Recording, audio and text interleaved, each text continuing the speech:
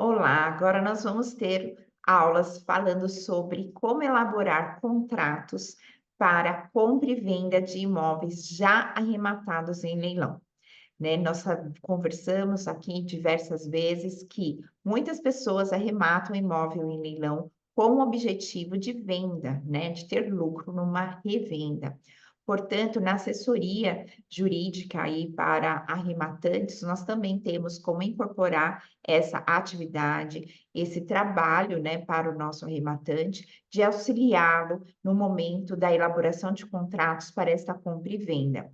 Assim como, né, nós também podemos estar auxiliando alguém que esteja comprando um imóvel, né, que tenha sido arrematado em leilão. Né? Então, aqui nós vamos partir de algumas premissas, né, para este módulo, né, de como elaborar um contrato, né, nesse tipo de negociação. Então, nós vamos partir de algumas premissas, tá ok? A primeira premissa, pessoal, que nós vamos ter em mente aqui dentro deste módulo. A primeira premissa é que nós já temos, então, uma arrematação realizada e uma arrematação concretizada, ou seja, toda a parte de documentação já foi regularizada, o imóvel já está no nome do arrematante, tá? Então, todo aquele estágio inicial de documentação já está tudo ok, tudo perfeito, tá? Além disso, o que nós temos também? Nós já temos aqui uma situação em que este arrematante ele está fazendo uma venda, né, geralmente em um prazo curto, né? Porque qual é o objetivo dos investidores em leilões? Que eles, em pelo menos até 12 meses, eles já tenham feito, né? Já estejam ali fazendo uma revenda deste imóvel. Por quê? Porque essa é a margem de prazo que nós temos para um retorno mais eficiente deste investimento. Então, geralmente, nós vamos estar ali lidando com essas situações entre 6 a 12 meses da arrematação, tá? Então, geralmente, nós vamos estar dentro deste período, tá? Bom, nossa aula nós vamos falar sobre documentos, vamos falar sobre os principais pontos que nós precisamos observar. Vou relembrar alguns pontos também, né, para que se você esteja assistindo essa aula através de algum outro canal, né, que você tenha acesso a este conteúdo, você consiga entender também as informações que nós vamos estar trazendo aqui. Tá? Mas a ideia central, né, deste módulo é que seja uma arrematação já concluída, já finalizada, ou seja, posse, chaves na mão e matrícula de registros de imóveis na mão do arrematante. E se você quer aprender sobre isso, se você não faz parte aqui do curso, né, está vendo realmente essa aula através de algum outro canal, saiba que nós temos um conteúdo específico para você trabalhar, né, você advogado trabalhar com esse nicho de mercado, né, e desvendar aí os mundos dos leilões e realizar inúmeros procedimentos, né, de regularização da propriedade na arrematação de imóvel em leilão. Então vamos lá, pessoal. Vou compartilhar aqui a minha tela para vocês, para que a gente comece os nossos trabalhos, né? Então vamos lá. Contrato de compra e venda de imóvel arrematado em leilão. Portanto, a nossa primeira premissa, né, pessoal, é que é um investidor que está fazendo a venda deste imóvel. Que bom, né? A gente já pode ter trabalhado, né, dentro dessa arrematação, assim como nós podemos estar trabalhando para alguém que esteja adquirindo este imóvel, que muitas vezes também o arrematante faz vendas, né, desses imóveis com valores atraentes, tá? Então, sempre são grandes oportunidades de negócio, tanto para o vendedor, que é o arrematante, como para o comprador, tá bom?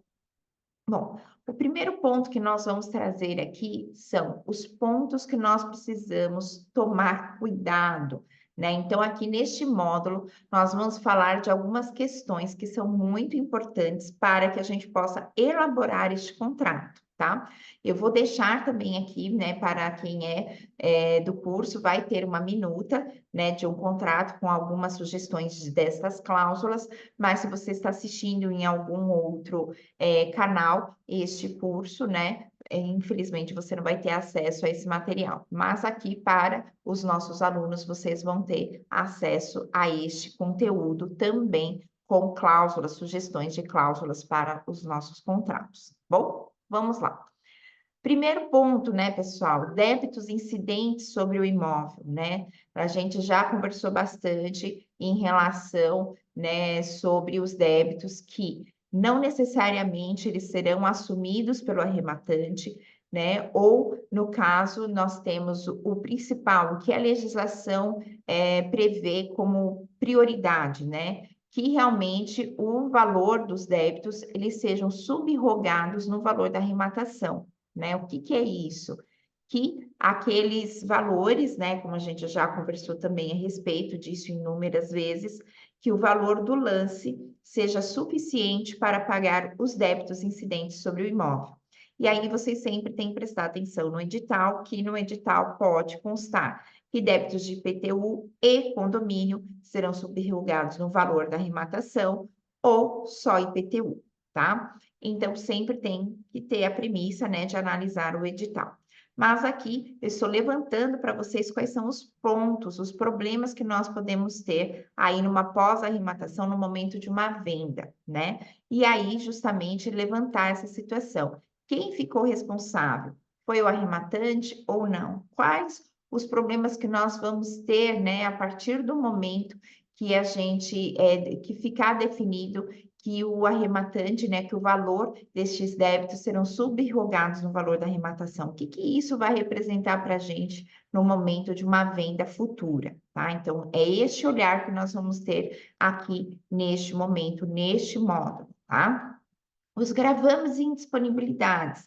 Também nós já conversamos outras vezes sobre esse ponto, mas aqui também pensando, né, numa venda, como que fica essa discussão? Como que nós vamos trabalhar essa situação, pensando no direito do arrematante e nos direitos do comprador, e todos aqueles óbices que nós precisamos enfrentar, tanto registrais quanto processuais.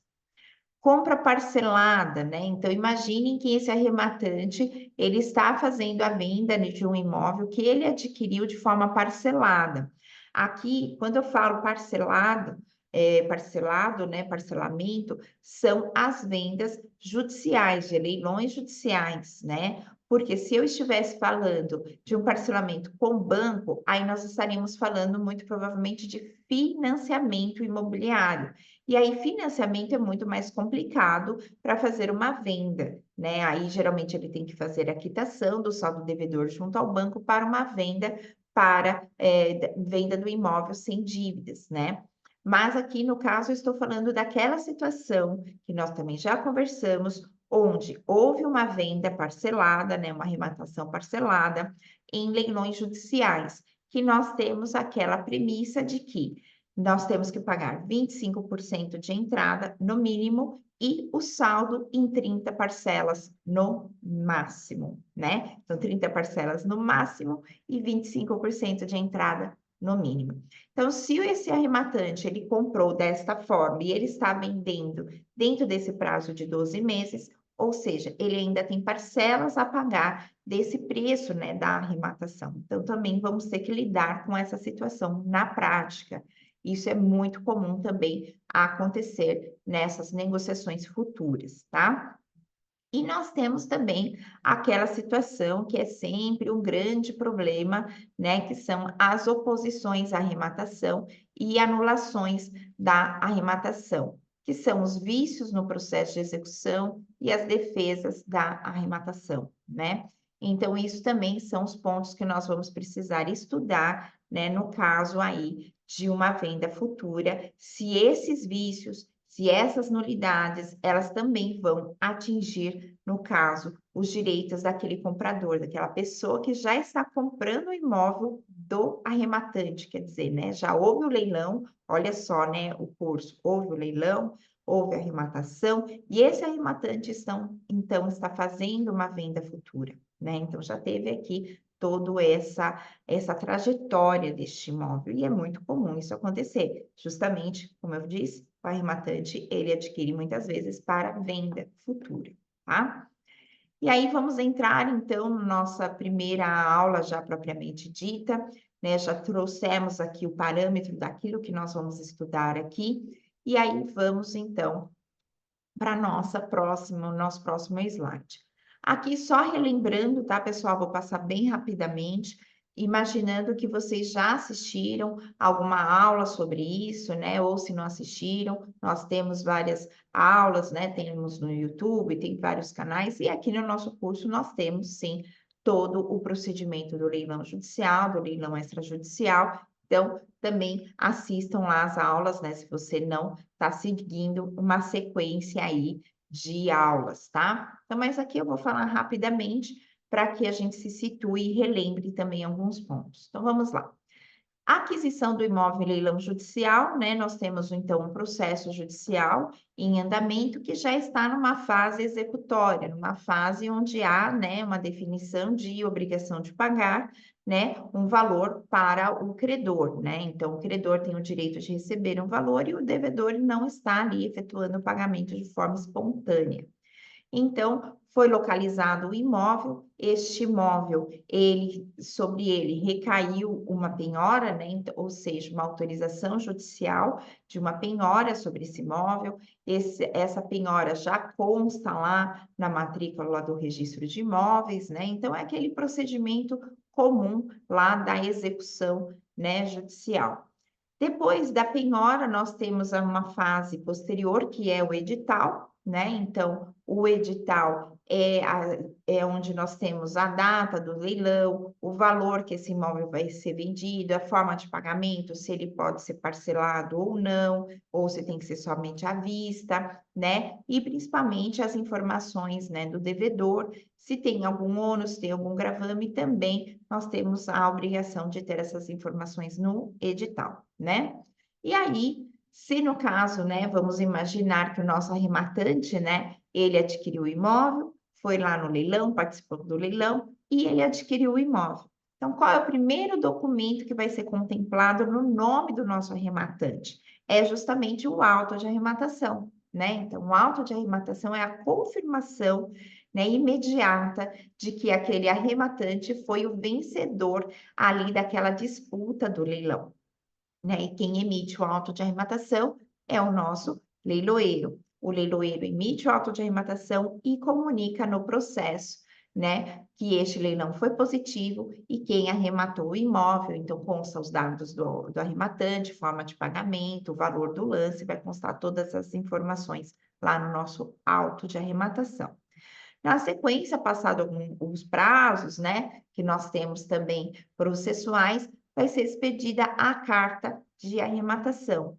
E a carta de arrematação, que é justamente o documento de transmissão da propriedade, né? É com este documento que nós vamos levar lá para o nosso registro imobiliário para transmitir a propriedade do devedor, né? De forma opositiva, né, o juiz que autoriza essa transmissão deste imóvel através da carta de arrematação para o nosso arrematante.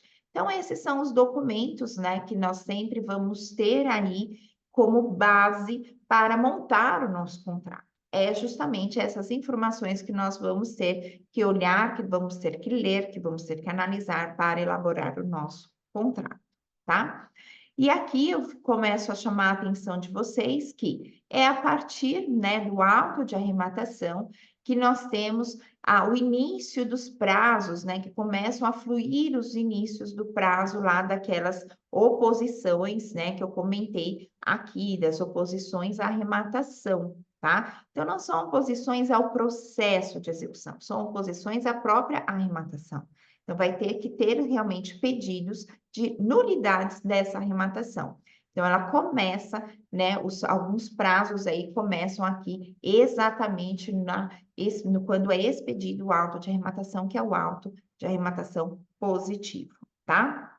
Bom, caso esse arrematante tenha adquirido o imóvel através de parcelamento, lembrem, né, aquele parcelamento judicial, nós vamos ter um período aqui, né, de documento entre o auto de arrematação e a nossa carta de arrematação, né? Então, esse pedacinho aqui, imaginem que ele está ali dentro daquele período do auto e da carta de arrematação.